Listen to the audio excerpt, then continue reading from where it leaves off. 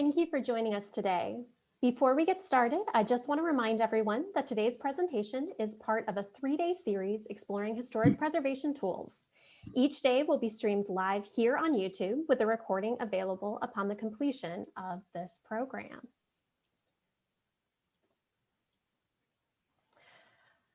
In the course of the program, the audience is invited to pose questions of our speakers. These will be answered in the Q&A at the end of the program. To ask a question, simply use the live chat.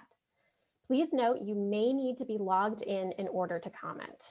If you have any technical difficulties in the course of the program, please put that information in the chat and we will be happy to try to assist you. Now, it gives me great pleasure to introduce Charlotte Museum of History President and CEO, Adria Vogt. Thank you, and welcome to day 3 of the Preservation Seminar Series. The museum is pleased to be able to partner with the Charlotte-Mecklenburg Historic Landmarks Commission for this series on preserving the historic built environment of our region. If you missed yesterday's seminar on the role of nonprofits in historic preservation, we invite you to watch that recording on our YouTube channel. Today's program is going to explore listing on the National Register and tax credits with presentations from the State Historic Preservation Office. Our first speaker is Sarah David. Sarah grew up in Stokes County and spent many hours looking out the car window at old houses as she traveled to visit grandparents in Rockingham and Northampton counties. She earned a history degree from Guilford College in Greensboro and a master's of historic preservation from the University of Georgia. Sarah worked as a consultant writing National Register nominations and environmental review reports for about 17 years before joining the State Historic Preservation Office in 2018, where she became the National Register and Survey Branch Supervisor in 2019. Sarah, thank you for your work and thank you for being here. Thank you for having me. Well, we're looking forward to your presentation. Are you able to share your screen? I believe so.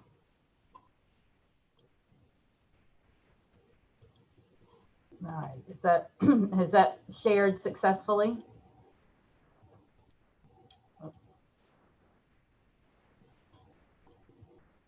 I can see your presentation now. Looks great. Excellent, thank you.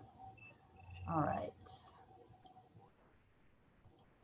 I'm Sarah Woodard David, Supervisor for the National Register and Survey Branch of the State Historic Preservation Office. We are part of the Department of Natural and Cultural Resources, and we are based here in Raleigh in the Archives Building with representatives in our department's regional offices in Asheville and Greenville. Today, we're going to learn a little bit about the grounds or the background for the National Register, my office's structure, and the National Register itself.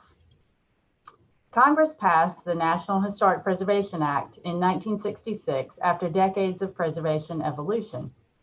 One of the earliest preservation efforts was the Mount Vernon Ladies Association's work to protect George Washington's home. In 1906, Teddy Roosevelt signed the Antiquities Act, which was aimed more at preventing looting at archaeological sites. And in 1916, the new National Park Service began its work.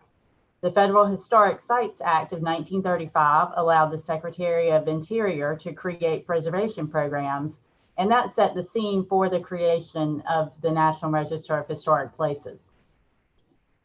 In the post-World War II years, federally initiated highway construction and urban renewal projects wiped out a shocking number of historic neighborhoods and old buildings across the country. These losses motivated citizens, and in 1966, Lyndon B. Johnson signed the National Historic Preservation Act.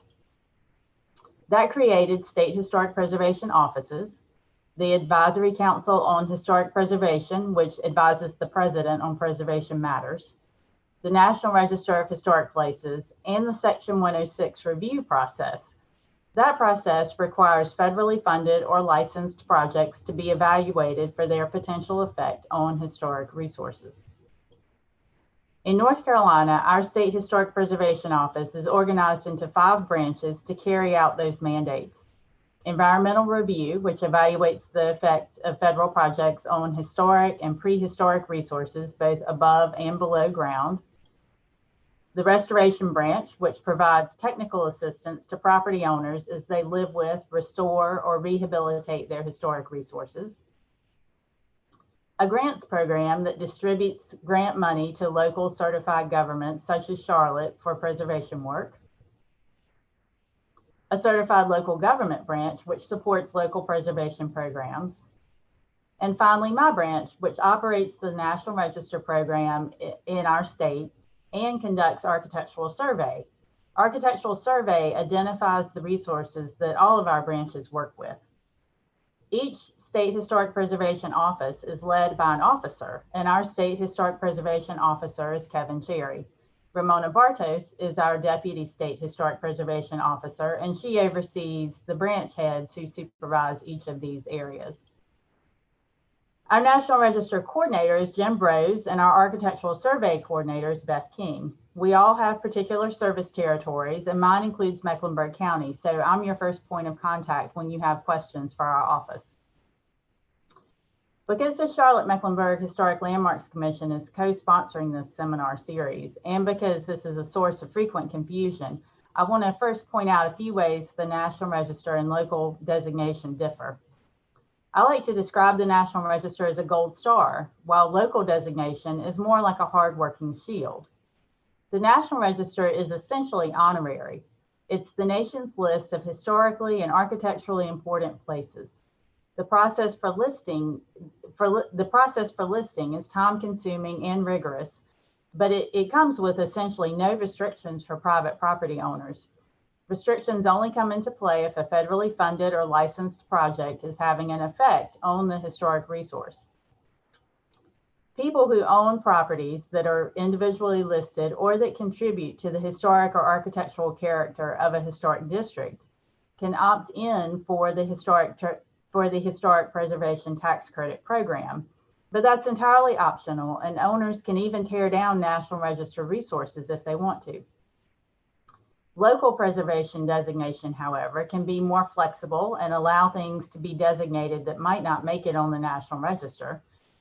But the local designation is far more protective than the National Register. Local designation requires, for example, owners to apply for a certificate of appropriateness before they make changes to their properties, and demolitions can be delayed by up to a year. But our focus today is the National Register. So for starters, what can be listed in the register? The National Register includes buildings, sites, structures, objects, and districts. So almost if it's a noun, it might be eligible. Buildings are, of course, our most common listing.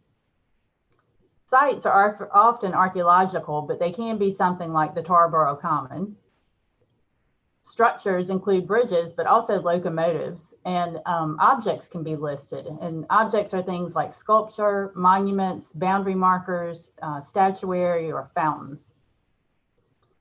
And finally, districts. Districts are concentrations of historic resources like a neighborhood, a college campus, an industrial complex, or even something like the mostly archaeological remains of the Dan River navigation system. So how does a resource get listed? In North Carolina, the very first step is getting on the study list. This is essentially a vetting process where a local property owner, or in the case of a district, a municipality or a neighborhood group, uses an application form to provide our office with some history and photographs of the resource. Generally speaking, this is something that a private individual can undertake. The application requires history, but it doesn't have to be professionally compiled, and our office will help you with an application. The goal of the application is to provide reviewers with enough information to decide if the resource might be, with additional research and analysis, a good candidate for the National Register. When we receive study list applications, our staff takes a first look and we collectively decide if we think the resource is a good candidate for National Register listing. Then we present the resource and our staff recommendation to the National Register Advisory Committee, or NRAC for short. The NRAC is a panel of experts who review study list candidates and National Register nominations at meetings held 3 times each year. The committee sends its recommendations for the study list to the State Historic Preservation Officer for final approval. Once the building is on the study list, the owner or group can move forward with a National Register nomination. A National Register nomination form is a document that requests key pieces of information about the resource and provides a place for the author to make a case that the building, site, structure, or object is worthy of designation. The writer does this by describing the resource, providing its history, and then setting that history into a context to argue the resource's historic or architectural significance. To be listed on the National Register, a resource must have significance and integrity, and I'll define both of those. And it must be important in at least one of four ways, which are called criteria. So we'll start with the criteria and then move to significance and integrity. Criterion A says that a resource can be listed if it is associated with events that have made a significant contribution to the broad patterns of our history. So resources that are significant under A could be things where a single event happened, like a battle, or it could be a good representative of a pattern, like a farm might be a good representative of 19th century tobacco farming. Criterion B is used when the place is important for its association with an important person. This is usually the place where the important person lived during his or her productive life. Also, only one resource can serve this purpose. For example, an important architect's own house might still be standing, but if his or her office is standing too, a nomination for either one of those buildings would need to make the case that that particular resource best represents that person's productive life. Criterion C is the architecture criterion. This description states that the property embodies the distinctive characteristics of a type, period, or method of construction. This also, criterion C can also be applied to districts that are, and they phrase that as an entity, a distinguishable entity whose components lack individual distinction. This is also the place where you would list something that is important as a representative work of a master, of a known architect or a builder. And finally, criterion D allows for the designation of archaeological resources. Generally, properties owned by or used by religious institutions, moved buildings, birthplaces or graves, cemeteries, reconstructed buildings, commemorative properties, and resources that are younger than 50 years in age are not eligible for the National Register. But there is a set of criteria considerations that provides exceptions. And in fact, all of the resources in these photos have met this criteria, considerations, or have met these exceptions to the rules. So now that we know the categories of significance, what is significance? Let's look at two houses. Are both of these houses significant? Yes, both are significant. Both are listed on the National Register, and both are located in Forsyth County. One is significant under 3 of the 4 criteria, while the other is significant under only 1 criterion. Evergreen Farm is significant under criteria A, B, and D for its association with the history of agriculture, its association with a specific progressive farmer, and its potential through archaeology of providing new information about the history of agricultural modernization.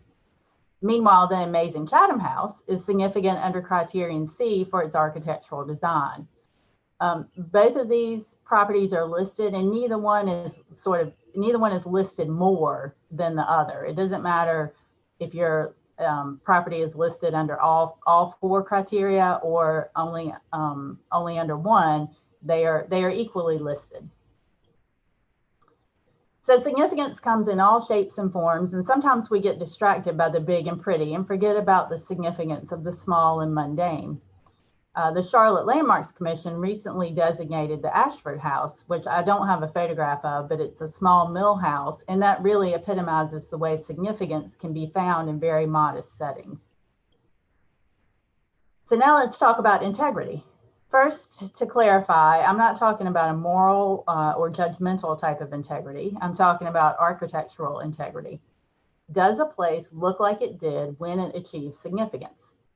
For the most part, it's a fairly straightforward question to answer. If a house's or a building's significance comes from its architectural design, but its roof is collapsed, or its windows have been replaced, or its siding covered or replaced, then it can no longer convey its significance.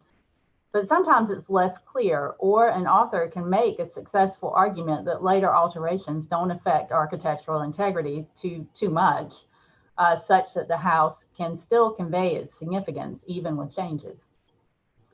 This house in Warrenton, for example, is considered contributing to the historic district as a 1920s home. But if you look in the top corner at the chimney that I've circled in red, this is not what it looked like to start with. It was first constructed in the very early 1800s and looked like this. I mean, this is the same house. And this drugstore in Kinston was built around 1920, but its period of significance, meaning the window of time during which it was important, is 1960 to 1961, when 2 sit-ins occurred here. So the question of integrity here is not, does it look like it did in 1920, but does it look like it did in 1960 and 1961? A recent study list candidate, and so this is not National Register listed yet, but a recent study list candidate from Charlotte is the Sloan Porter House, which dates from around 1800 and started as a log house. But it no longer retains architectural integrity from that period, so it cannot convey any historical or architectural significance that it might have had from circa 1800.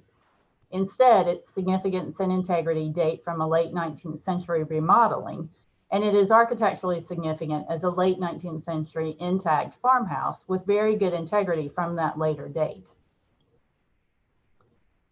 The Charlotte Fire Station number 4 is significant to Charlotte's history in the area of government because of its association with the city's efforts to improve municipal services, specifically fire protection, in the midst of rapid population growth. While it was designed by a prominent and prolific architect, C.C. Hook, there are other buildings that better represent Hook's work, and while it retains architectural integrity, it's not particularly significant for its architecture. So the fire station was able to be listed because it has significance related to the history of government and firefighting in Charlotte. And it retains the architectural integrity, meaning it looks like it did at the time and achieved that significance, necessary to convey that significance in the history of Charlotte's firefighting. The Home Federal Building, which dates from 1967, is significant for its architecture, so significant, in fact, that it met criterion consideration G that allows buildings that are younger than 50 years old to be listed. The nomination provides a physical description of the building and a history of the international style. The author then makes the case that the building is a rare example of its type that survives with architectural integrity, and that it embodies the distinctive characteristics of the international style. The nomination makes this case by discussing international and modernist office buildings in downtown Charlotte and placing the Home Federal Building in this continuum of architectural history. Thus, Home Federal has both significance as a very important work of international design, and it retains the architectural integrity necessary to convey that significance. So to be listed on the National Register, a resource must have 2 things, significance and integrity. A resource might be incredibly important, but if it's been so altered or damaged over time that it no longer looks the way it did when it became significant, then it can't be listed. Likewise, a building might be absolutely pristine and totally unaltered since it was constructed, but if it doesn't have significance in our history, it can't be listed. Once a nomination has been submitted to our office, our staff works with the author to make sure the arguments about significance and integrity are as strong as possible, and after an editing process, the nomination moves forward to the NRAC, which I described the NRAC earlier in the presentation. Our staff presents the nomination to the NRAC, and the committee votes to recommend that the State Historic Preservation Officer send the nomination forward to the Keeper of the National Register. The Keeper of the National Register is a position within the National Park Service, and after NRAC meetings, our staff sends the recommended nominations to the Keeper's office. There, a National Register reviewer reads the nominations and makes a final decision about listing. Usually, nominations are approved and the resource is officially listed, but occasionally the reviewer sends the nomination back for further revisions. When that happens, the author usually works with our office to make the changes, and then the NRAC reviews the nomination again. So once your building is listed, what does that mean? First and foremost, it means your resource has been vetted by experts and found to be important enough to earn a spot on the national list of places that are important to our history. Practically speaking, however, the National Register offers very little protection. An owner can modify, move, or even tear down a National Register resource without restrictions or questions. It does, however, help the resource garner more attention when a project or new development of some sort is underway. Federal mandates are designed to prevent federal money or licenses from being used in a way that damages historic resources. So National Register listed and National Register eligible resources receive additional protection through the environmental review process, which evaluates the effect of projects on historic resources. Listing can also add gravitas as advocates try to make a case to the property owner or to local governments regarding the care and protection of historic resources. And it can help if the owner or if an associated group is in a position to apply for and receive grant money. But the biggest benefit to the individual property owner and to the community's tax base is probably the Historic Preservation Tax Credit Program. This is an entirely optional program that an owner can choose to opt into. And Brett is going to do a deep dive into that after I conclude. So the main things to remember is that the National Register requires two things: significance and integrity. And the National Register and local designation are two different programs with different levels of protections and benefits. But all of these programs and efforts are aimed at helping all of us preserve and protect our historic resources. And finally, this is how you can contact me. And again, I would be your primary contact from Mecklenburg County for our office. And that concludes my presentation. Sarah, thank you so much for that. I know we have a lot of questions of you, and for our viewers at home who may have questions as well, Sarah will join us again at the end of this program, so stay tuned. Our next speaker today is Brett Sturm. Brett joined the State Historic Preservation Office in 2017 as a restoration specialist for an 18-county service district in the Central Piedmont. He advocates for and helps administer federal and state rehabilitation tax credit programs, subject of today's presentation, and reviews projects seeking these important preservation incentives. He also provides free consultation services to historic property owners in need of technical preservation advice. A materials conservator by training with experience as a preservation contractor, Brett is a native of the Charlotte Matthews borderlands and an alumnus of Myers Park High School. He holds a bachelor's in history from the University of North Carolina at Chapel Hill and a master's of science in historic preservation at the University of Pennsylvania. Brett, you are such a great friend to the museum. Thank you for being here today. We are looking forward to hearing from you. All right, thank you, Adria. Let's see here. I'm gonna share the screen. Everyone seeing that? Okay. Let's start from the beginning. And I'm gonna make my video thumbnail smaller. Okay. Thank you so much again. I'm really pleased to be a part of this really cool 3-day grouping of panelists who represent preservation in the Charlotte-Mecklenburg region from all different angles. I'm pleased to be the last speaker, and it's just, again, I'd really just like to thank the museum for their organization of this event and bringing, I believe, 5 different organizations, the local historic district commission, county commission, PNC, Preserve Mecklenburg, and now the State Historic Preservation Office together. It's a really great event. So I'm going to be building on the on what Sarah has told us today about the National Register and talking about a very important economic incentive that promotes adaptive reuse and sensitive preservation work around the state. and it keys into the National Register program, as I'll explain. So without further ado, let's launch into it. Preservation comes in many different forms. Of course, we're all familiar with the great 18th century landmarks that survive around our state. This is the Hezekiah, it's part of the Hezekiah Alexander home site there at the museum, place I recall visiting as a young field tripper in school in Charlotte. And I've really had the pleasure to get back there and take a closer look at these buildings with Adrienne and her staff. We also heard from Dr. Dan Morrill about Cedar Grove. I believe Jack also mentioned this really interesting county landmark building, Antebellum Plantation House. We here in the Restoration Services branch of the State Historic Preservation Office deal equally with historic buildings that are still in commercial use, that still have modern use demands imposed upon them. And we really do believe firmly that the best way to secure a historic building's future is for it to be used, to see active use. And so I'm going to talk a little bit about that through the lens of rehabilitation.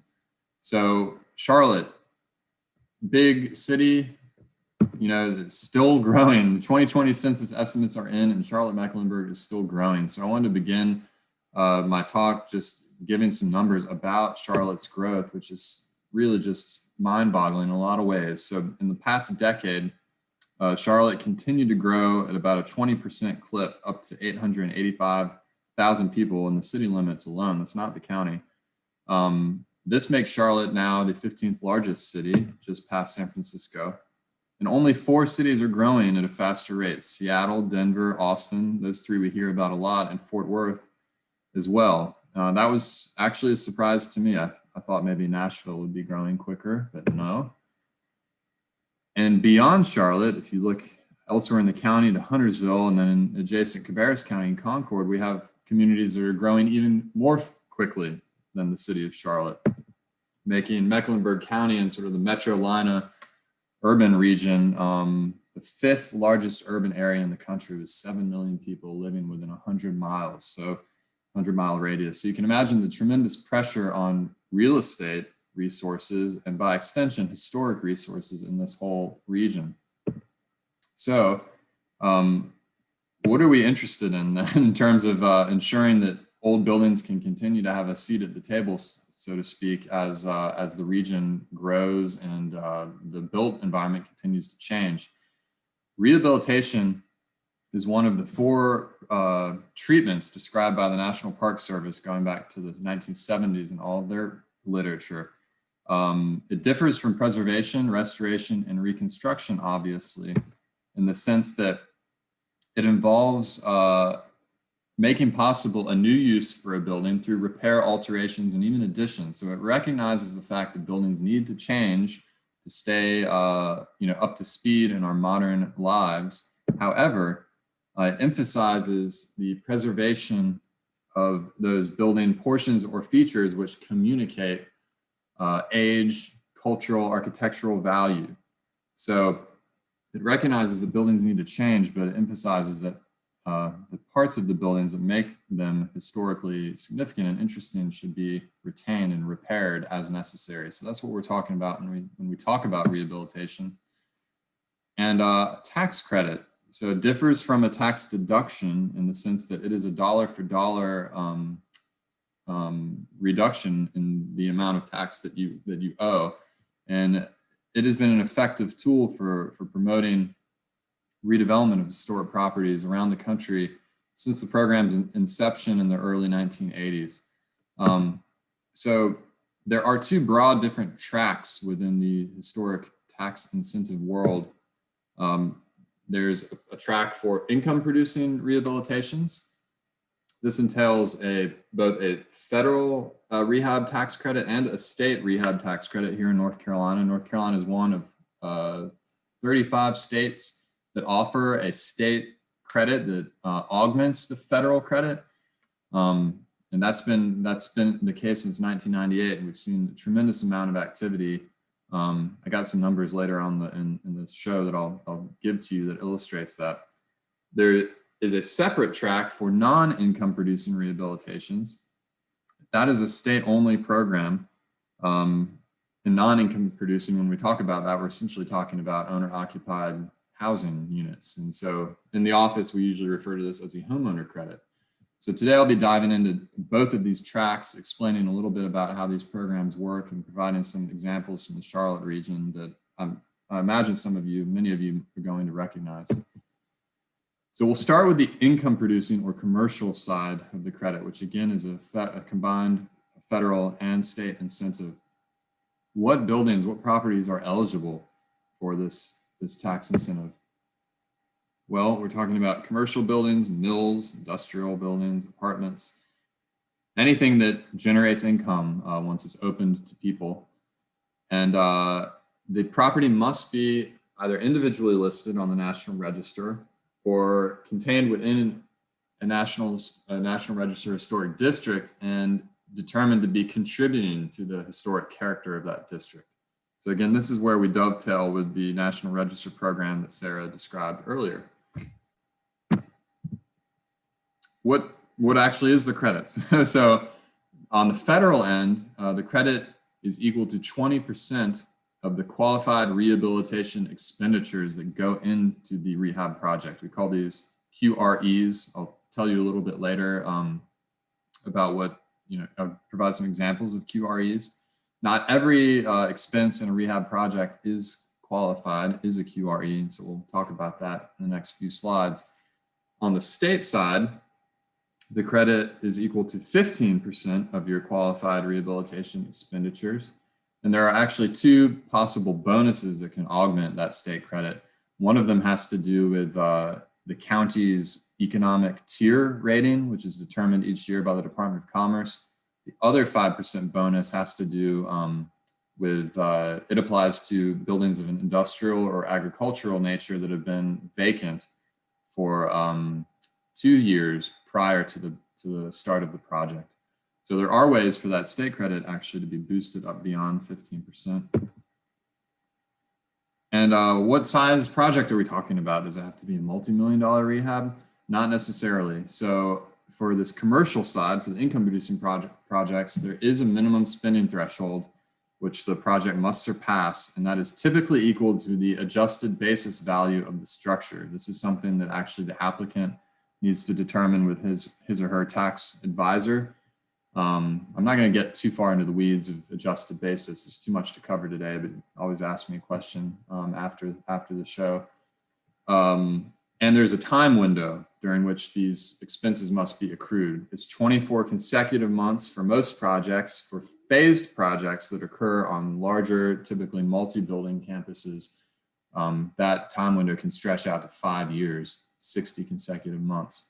There is no maximum spending amount on the federal end. However, on the state end, the credit is tiered, meaning that after $10 million, the credit falls from 15 to 10%, and beyond $20 million, there's actually no state credit. So we don't see this come into play too often, but on the largest projects, indeed, that state credit diminishes the higher the budget gets. Built to what specifications?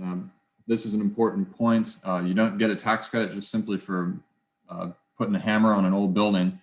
The scope of rehabilitation work must meet the Secretary of the Interior's standards for rehabilitation. I call these jokingly the 10 Commandments of Preservation. There are 10 of them. They were written in the late 1970s and really not edited much since. They've worked quite well, and they've been regulatory for this program since the mid-1980s. So when we review our projects in consultation with the National Park Service, these are the standards that we apply, and I'm going to talk a little bit more about that in detail. The application process occurs in 3 different parts. There's part 1, 2, and 3. Part 1 is essentially a certification that the building is indeed historic, that it's on the register, that it contributes to an existing National Register district if it's within a district. Part 2 tends to be the most labor intensive on the part of the applicant. That's where you describe your scope of work, you furnish construction drawings if available. You basically communicate to us what you plan to do with the building. Part 3 is the fun part. That's when you've completed your project and you submit a series of photographs that confirm that indeed what you declared you would do in Part 2 was what you built. And so again, because this is a dual state and federal program, it's a dual review. It starts with us here in the state, at the SHPO in Raleigh. I am based in Raleigh, but I have an 18 county service district in the central Piedmont, and I really try to visit each building in person and consult with applicants. It's been a little bit different this year, obviously, with some travel restrictions.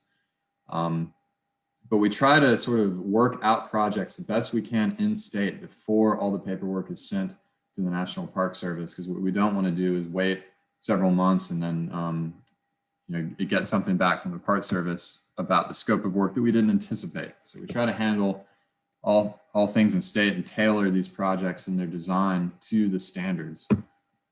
And a hypothetical example, let's say that someone did a $20 million rehab on an industrial building that had been long abandoned in Albemarle, North Carolina. Well, on the federal side, you remember it's just a 20% credit, no upper spending limit.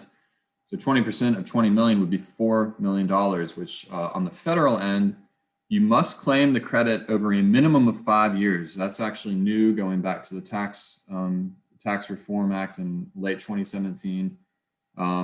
You cannot take the credit anymore all in 1 year. So you must spread it out over 5. You may actually, however, claim the credit up to 20 years after the project is completed and certified. And on the state end, again, it's a little bit more complicated for these larger projects. So I put this hypothetical in Albemarle because Stanley County is a tier 2 county, which would qualify for one of those 5% bonuses that I mentioned. And this being a long abandoned industrial building, it would qualify for the second 5% bonus. So that means that here, and actually I'm going to use my little laser pointer. The base credit, the base state credit of 15% would then be augmented up to 25% for the first 10 million. And remember, I said that between 10 and $20 million of cost, the credit drops 5%. So there's a little bit of a math problem for us to do here. The state credit would end up being 4.5 million. And you claim this, you don't have as long a period of time to claim credits here with in-state. So it's actually between 1 and 9 years. You may divide that credit up and claim it on your state income tax returns. So the total return in this case would be $8.5 million in tax credits for a $20 million investment. So as you can see, it's a pretty robust tool for making these pro forma analyses work on projects like this. I included this map. One of those 5% bonuses on the state end is tied to the Department of Commerce's county tier designations, which change every year. Sometimes you'll get a tier 2 county that comes up to a tier 3 or drops to a tier 1. So if we look here at the Charlotte metro region, in 2020, Gaston County is tier 2, Stanley County is tier 2. A lot of the other counties here in the area are actually tier 3. As I understand it, those rankings are determined through a mixture of county GDP, unemployment rate, et cetera, and they change yearly. So just something to keep in mind when you're calculating that state credit. Great example, local to Charlotte for an income producing rehab would be the old Mount Pleasant Hosiery Mill in Mount Pleasant, North Carolina, Eastern Cabarrus County. Here is a historic image showing the mill, I think about 1915 or 1920. This is what it looked like when I was growing up. I would drive past this building on my way to Chapel Hill or to see my grandparents in Raleigh. Never even knew it was a mill, never knew, just sped by it. I mean, it's a pretty blank slate. And a local physician bought the building, did his tax credit rehab, and it's been a very successful restaurant, 73rd and Main. So that's a real great, and it's since actually the same individual has done a rehab project on a building across the street. So we're seeing a lot of activity even in smaller towns like Mount Pleasant. So briefly, we'll switch over to the non-income producing credit, the homeowner credit, as I mentioned. So what's eligible for this? We're talking about private homes or condominiums within multifamily structures. any owner-occupied residence that does not generate income. Again, like the commercial side, the property must be individually listed or determined to be contributing to an existing National Register Historic District.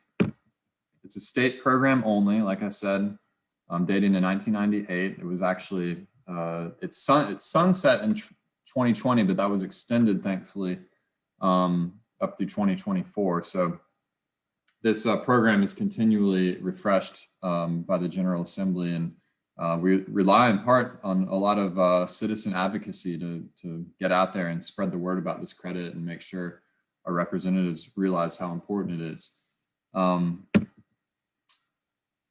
So there is a minimum spending amount equal to $10,000, and the program caps out at $150,000. 24-month window during which to accrue your expenses. This credit actually may be conveyed with a property if it's being sold, as long as the sale occurs before the building is placed back into service. Again, we use the Secretary of Interior standards for our design guidelines, essentially. Different from a local review, we actually apply the standards both to the interior and exterior of a project. So that's an important distinction between how we review projects versus how Christy, Jack, and Stuart might review projects for certificates of appropriateness at the local level. The application is a little bit easier, a little bit more streamlined than the commercial side. It's a two-part application, part A and B, reviewed solely by our office in state. In your part A, you submit your before photographs and a narrative description of your scope of work. If it's a larger rehab, usually, we'll be reviewing construction documents for that as well. And in your part B, you submit your after photographs that show us that you built what you said you were going to build in the part A. So let's imagine then a $200,000 rehab in Charlotte's Elizabeth district. Remember, there's a spending maximum. So we're really only going to apply this 15% credit to the 150K. This would max out the program. So this is the largest credit that we ever see on homeowner projects. It's $22,500. It may be claimed between 1 and 9 years on successive tax returns after the project's certified. So as I like to tell constituents, that the point of this credit is to help, if you've got a house with a slate roof or wood siding that needs to be stripped and painted, these are big projects. The credit is meant to sort of take a bite out of higher cost maintenance items to ensure that those parts of the building, which in part its historic architectural character, can be retained. So this is a house in Belmont, North Carolina. They're just west of Charlotte. This was, I believe, the first homeowner project that I reviewed when I began here in 2017. I went out there and met with the owner. So this is a before picture. I actually don't have an after picture, I'm sorry, but essentially he refreshed these nice cedar wall shingles, and it's a beautiful exterior job. So this is just a sentimental favorite for me because it's one of the first that I reviewed. But Belmont has been a really hot area in terms of seeing these homeowner credit projects happen because they have an existing district there, and they're seeing a lot of population growth. So lots of resources on the web to check out. I'm not sure these links are going to work for you guys on YouTube through my presentation, but you can pause the program right now, take notes of those links. Our website, National Park Service website, is a wealth of information about the commercial credit. And just our standard sort of disclaimer here, we are conservators and historians. Our function in this program is to review the architectural merits of the projects. So we don't get too deep into the weeds with anyone's tax or financial side. We really recommend people talk directly with the IRS, Department of Revenue, and their tax advisor first to make sure that these credits will work for them based on their personal tax situation. Then once you want to talk about design and how to treat the building, we are the best contacts, and we're happy to help. So some common scope items that people tackle on tax credit projects. On the exterior, we're looking at roof replacement, masonry consolidation, repointing, exterior woodwork consolidation, paint, obviously. Windows, doors, this is a great project in Warrenton where essentially the storefront was one giant window. So it was important that feature be repaired and retained as opposed to replaced. We see plenty of new construction, either adjacent buildings or additions. And we also see auxiliary buildings, windows and doors, obviously, is always something that we take a close look at, and site work. And on the interior, we see floor refinishing, plaster repair, decorative ceilings, be it beadboard or pressed metal, a lot of interior woodwork refinishing, consolidation, paint, doors, structural issues. We review floor plan alterations. That's always a topic of debate during preliminary. And then, of course, updates to infrastructure, plumbing, HVAC, and electrical. I will mention that Hickory, I have another photo later of another mill rehab in Hickory. Hickory has seen a lot of great work through this program in the industrial sector. So a note on QREs, they include hard rehabilitation costs, paint, woodwork, et cetera, roofing. But they also include soft costs. So those are your permitting fees, design fees, engineering fees, consultants, et cetera, et cetera. That's a great perk. They do not include, however, costs acquisition, property acquisition, any new construction, and usually site work are not included in personal property. So furniture, kitchen appliances, et cetera, et cetera. I'll mention too that these general QRE rules apply also to the state-only homeowner credit as well as the commercial track. So I'd usually do this presentation in two different 45-minute parts. There's one on the credits and one on the standards. I'm having to merge them today, so I'm not going to get too deep into the standards. I'll just give you a couple of standards in a nutshell type tips. 10 basic principles intended to preserve, as I said, the building's ability to communicate its age. They allow for changes to be made, but they're geared towards preserving, again, those architecturally valuable aspects of the building's appearance.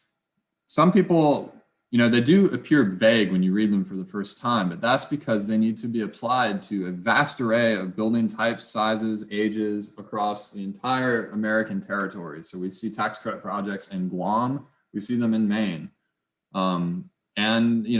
So they are flexible. And as I said, they have not been edited really since the early 80s. And so we find that they're largely satisfactory. Again, we apply them both to interiors and exteriors, which is different from your local review, which is focused more on the exterior. And we do apply them to new construction, so in additions. So again, I don't have too much time to go into all the details, but NPS's website has great information, lots of case studies about tricky standards, debates that we saw and that have been tackled on different tax credit projects around the country. So definitely recommend everyone check that out. I like to compare the standards to the Hippocratic Oath in medicine, which is first, do no harm. So that's something I'll usually say to help people remember. If you take one thing away from the standards, it's that you should identify the elements of the building that communicate its age and do no harm to those elements. So a couple of cool facts about how effective this program has been in North Carolina. Since 1976, we've seen over $3 billion in QRE, direct investment in historic properties through this program around the state. That's a huge number. It involves, trickles down to a lot of different construction-related industries in the state. 90 of 100 counties have seen a tax credit project. I think that actually might be up to 91 or 92. I think we had one, we may have one in Alexander County coming up and one in Jones County. So I need to update that. I think it might be 91 or 92 now. And in fiscal year 2019, we were number 4 in the country in terms of our QRE total. So we're busy here in North Carolina. We traditionally are, something that we're proud of. And in the office, indeed, it keeps us pretty busy. So another photo from Hickory. this map shows you where tax credit projects have happened. We obviously see a lot of them in urban areas, but we see them scattered out too in rural counties like Montgomery here. So really happy to talk about the effect this program has had all over the state.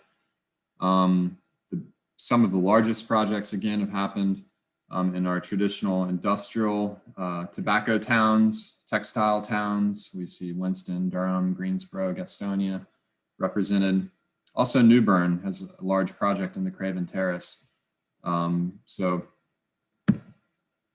I will give a shout out to HPO Web. It's a great place to see whether or not your property falls within a district or if it's individually listed.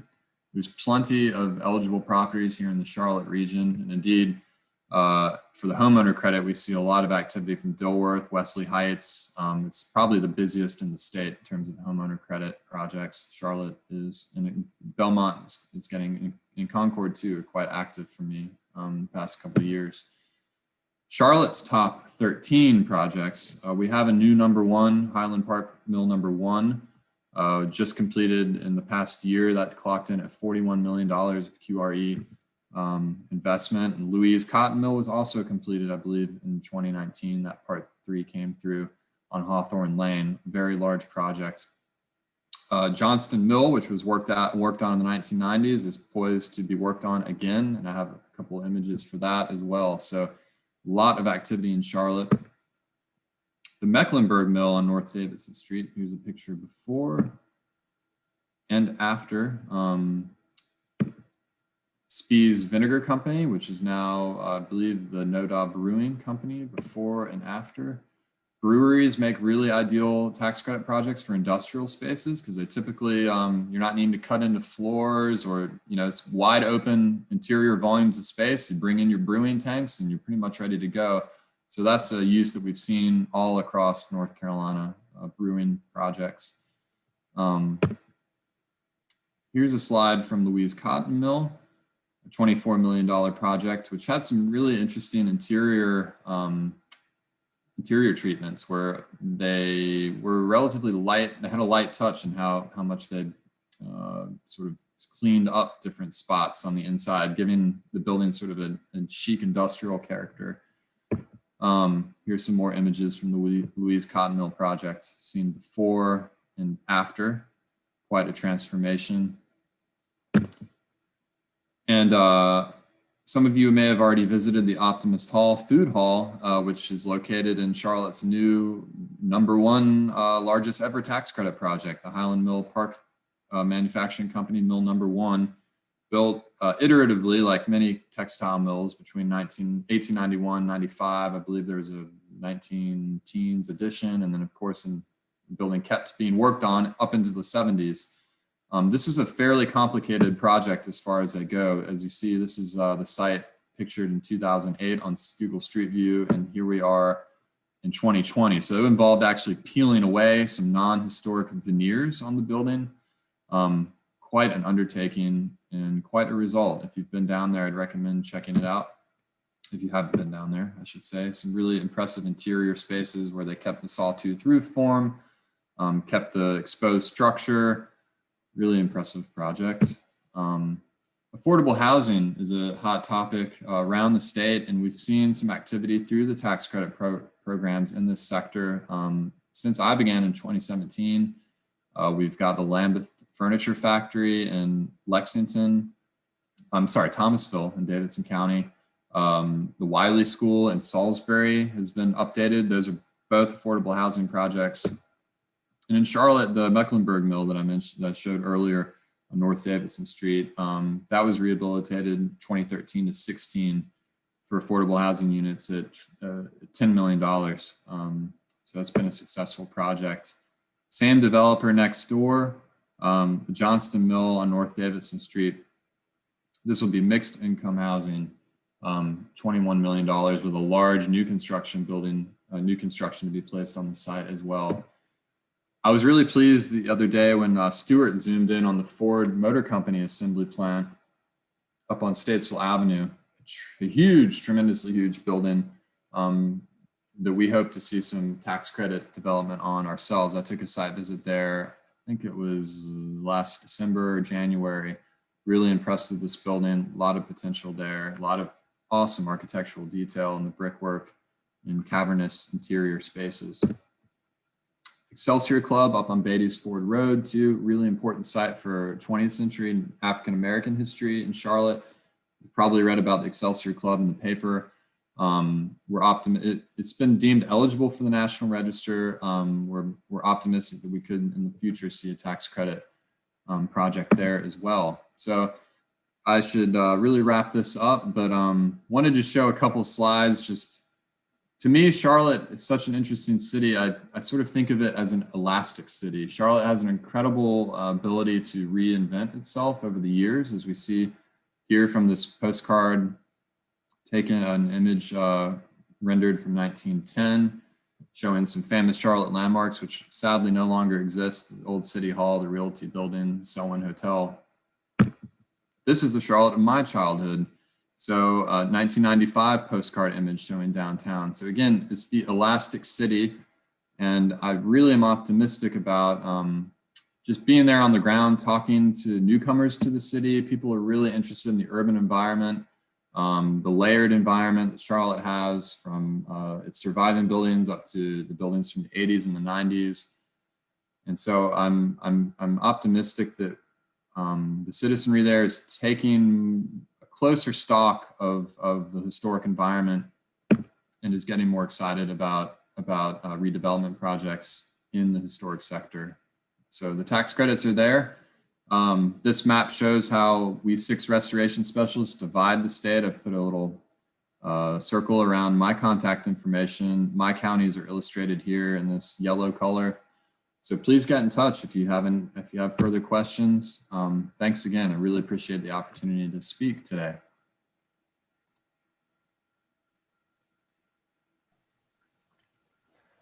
Well, thank you so much for that really informative presentation. We have had such a great time over the past 3 days hearing from everyone about all of the opportunities for historic preservation, all of the ways that everyone can become involved.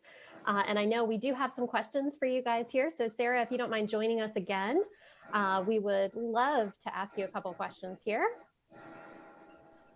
All right, so I'm just going to kind of march through these questions, and basically you two can kind of decide who is the best person to answer them for us, or if you both want to answer, you're welcome to.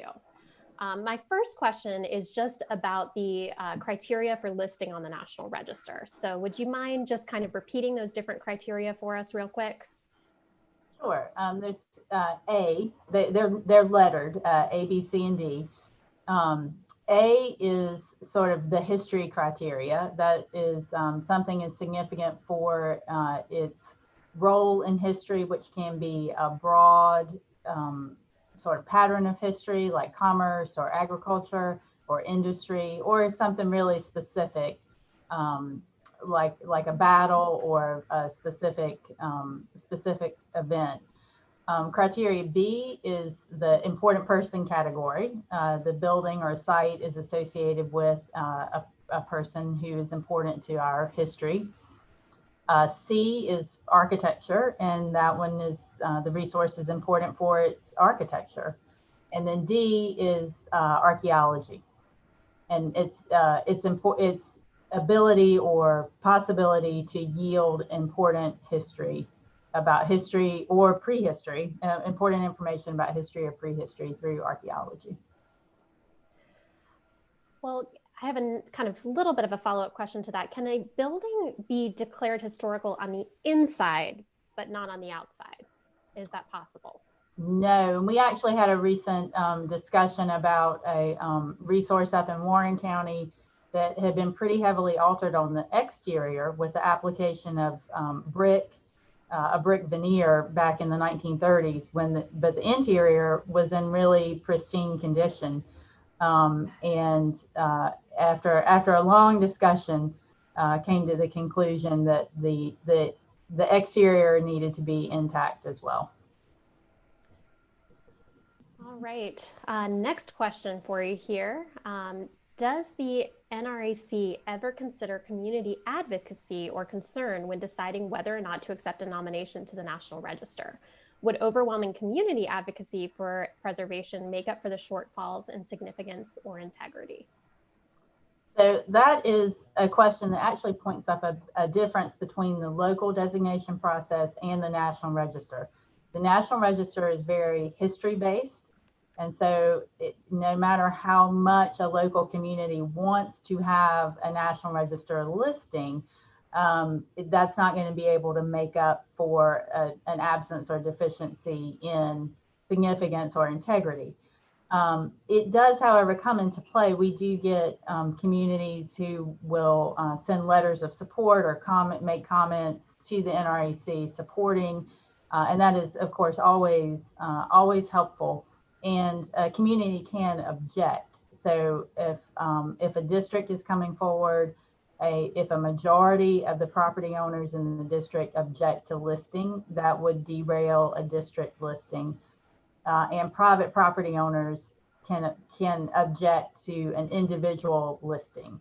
So I could not write a National Register nomination for Brett's house if Brett didn't agree with that. He could object to it. I could write a National Register nomination for a publicly owned building, and a public owner cannot object.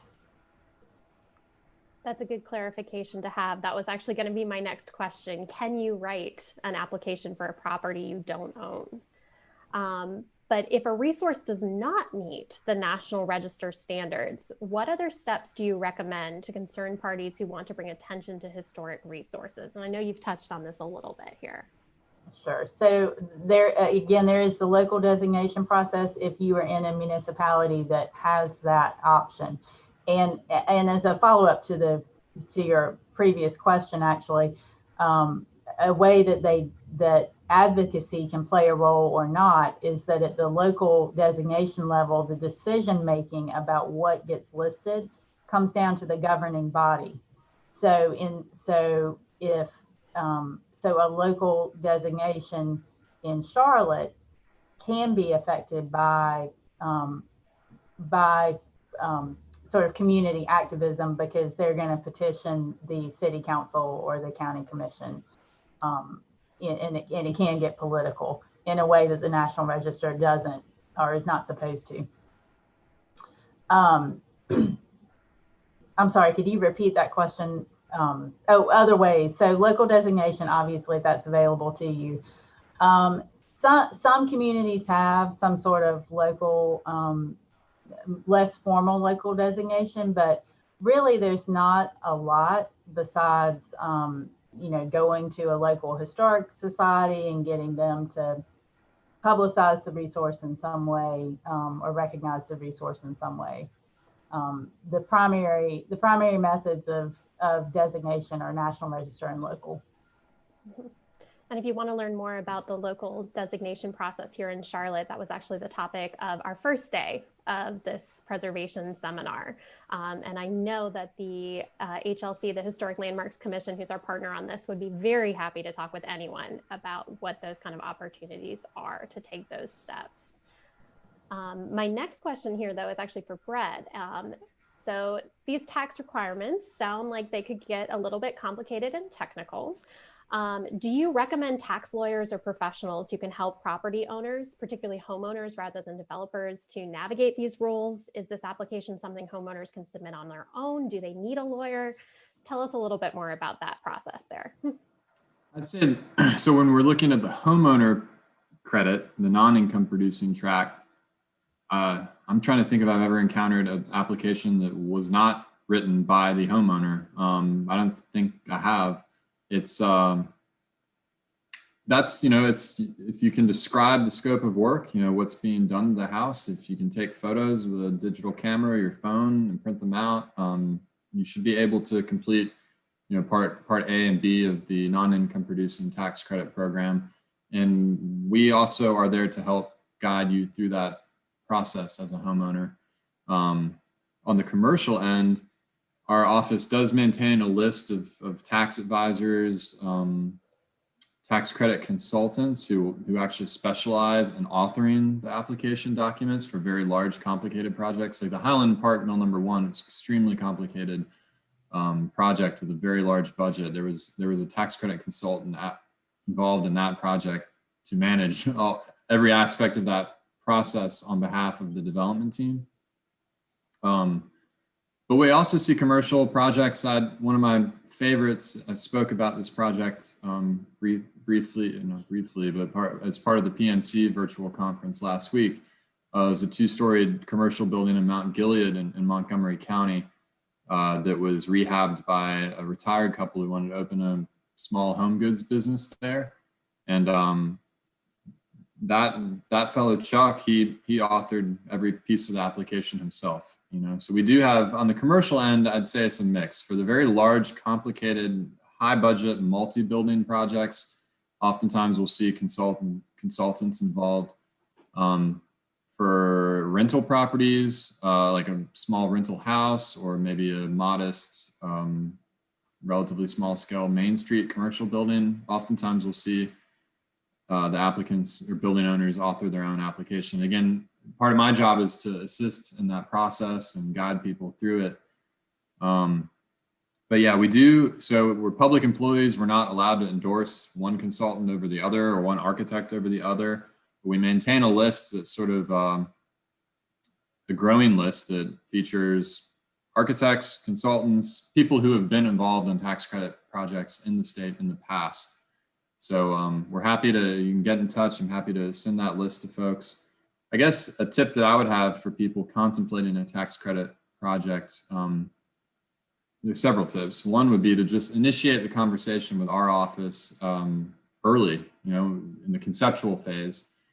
And it also pays to to bring together a team, be it architects, or if it's a large enough project, consultants that have experience in the credit program. It is a great asset to a project to have an architect who understands the standards, the Secretary of Interior standards, and sort of speaks that language. Of course, if you have an architect that's never done a tax credit project, we get excited about sort of initiating that professional and telling them how, sharing with them the standards and how we interpret the standards. So that's a long answer to a fairly short question. No, it's so helpful to hear that historic preservation is something that is accessible, something that people who are first-time homeowners, when it comes to historic preservation, can get involved in, that it's not always prohibitively expensive, that it is something that the average person can undertake. But also that it is something that could be large scale and that you guys are there to assist and give them information as they go through it. I think that's probably the biggest takeaway everyone should take from this, is definitely step in and make sure that you're talking to these experts who want to help you. And that's so important. Now I am going to ask 2 more questions here before we get to the end of the program, because we're running out of time. Brett, this should be a pretty quick question for you. Can tax credits be applied to past projects? Projects that did not occur within the previous tax year? That gets tricky. So the IRS has a rule that the part 1 of the 3-part application, part 1 certifies the building as historic. Part 1 needs to be submitted and approved by the Park Service before the building is placed into service, before the job is completed. There have been instances where that hasn't been the case, and an applicant has received a private letter ruling that's helped them negotiate that with the IRS, but that all occurs above our heads at the SHPO. The practical difficulty with trying to pursue tax credits ex post facto, or even in the midst of construction, comes down to, do you have documentation of the building prior to the initiation of work? So the part part 1 phase, you submit a set of photographs showing the existing conditions of the building before you began work. So if you don't have good documentation before you started, it's hard to reverse time and go back and get those photos. So that's one challenge. The other challenge is just making sure that your plans meet the standards. So if you've already begun work, and let's say you've ripped out all the building's windows, which could have been salvaged and repaired, that's a big challenge. So it's not, I do talk to applicants who find out about the credits late in the game or come to it late in the game and we can sometimes make projects work, but it's more challenging, which is why, why it's good for us to get out, advocate for the program, get it in people's minds, and then encourage them to call us if they're considering a project. And we have put your website multiple times in the chat on today's program, so definitely go and check that out. Now, I want to end with a question kind of for both of you, and you guys can decide who wants to answer and how. But there's been a lot of conversations recently about this question of preservation equity. And I'm curious, are there any ongoing conversations about adapting the requirements to make it easier for underserved or underrepresented communities to have properties on the National Register? So the National Register standards are set, by the Park Service at the federal level. I will say that our office and our staff has been becoming more creative in helping consultants, and our consultants have become more creative in trying to use pretty rigid standards in as flexible a way as possible. We have also recently seen the Park Service make some decisions that I'm not sure they would have made several years ago with regards to underrepresented and specifically African American related resources, and making some eligibility calls that I'm not sure they would. I'm really not sure they would have made the same way just a few years ago. So I think we are seeing more flexibility. Are we going to see a formal sort of reworking of the standards? I don't see that coming anytime soon, but it might be. It definitely is something that state historic preservation offices are struggling with. We, as an office, have received a National Park Service underrepresented grant to document civil rights resources in Northeastern North Carolina. And that is a Park Service grant that is specifically designed to get to diversify the nominations in the National Register. And that is something that certified local governments can apply for as well. I believe the National Trust has several African American focused and underrepresented focused programs going on right now. And of course, there are the CLG grants that certified local governments can apply to through our office. And we recently completed an African American focused survey in Greensboro. And then sort of generally speaking, our comprehensive surveys, it has become, for at least 10 years now, I would say, just a matter of course that our consultants document underrepresented resources as part of a comprehensive survey. So I think it is a slow change, but I do think all of us in the field are working to look beyond, the big fancy houses that we're used to looking at and that we were all kind of trained to look at, and be more open-minded as we document things. I would just add that the tax credit, by nature of how tax credits work, require a level of taxable income to be effective. So the tax credits are limited somewhat to as a tool for certain rehabilitation projects. And I guess I'd just remind the listeners that about 50% of what we do in the Restoration Services branch has to do with the credit programs and advocating for them and guiding people through them. The other 50% of what we do is we serve as free technical consultants for anyone who owns an old building, be it a homeowner, business owner, local government, church congregation. So it does not have to be, you do not have to be a tax credit applicant to pick up the phone, ask for advice about a building assembly that might be deteriorated. What do I do? How do I fix it? What materials do I use? So that's one way that we, at least within the state, try to provide service to all citizens in North Carolina. And in a lot of ways, as cool as the tax credit programs are, we see these big transformations. I really enjoy getting the calls from constituents about, my granddad's smokehouse or something in the backyard, and so we try to get out there and provide that free service. We're not trying to sell anything to anybody. We're interested in the history that these buildings communicate and what they say about our state and the human experience in the state. So I guess that's one thing I would add. Well, we're excited to watch what you all have in store for North Carolina. It's exciting to hear about all of that. We are out of time today. Of course, all of your contact information has been available throughout this presentation. Please get in touch with anyone to learn more. And now I'm going to turn it over to our president and CEO, Adria Vogt. All right, well, thank you both again for joining us, Sarah and Brett. Thank you to the State Historic Preservation Office for all that you do for historic preservation in the state of North Carolina.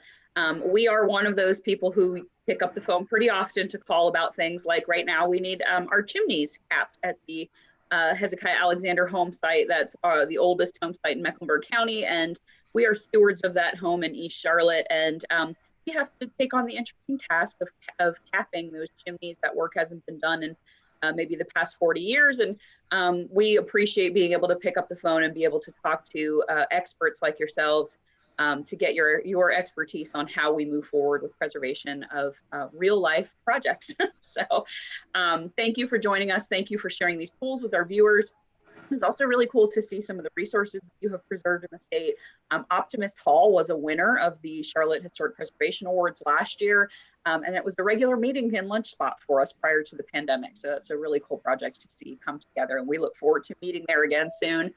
I want to remind our viewers that all of these past programs for the Preservation Seminar Series are available or will be available on the museum's YouTube page. This Saturday is our next afternoon on the grounds where you can explore the Hezekiah Alexander home site in East Charlotte at Charlotte Museum of History.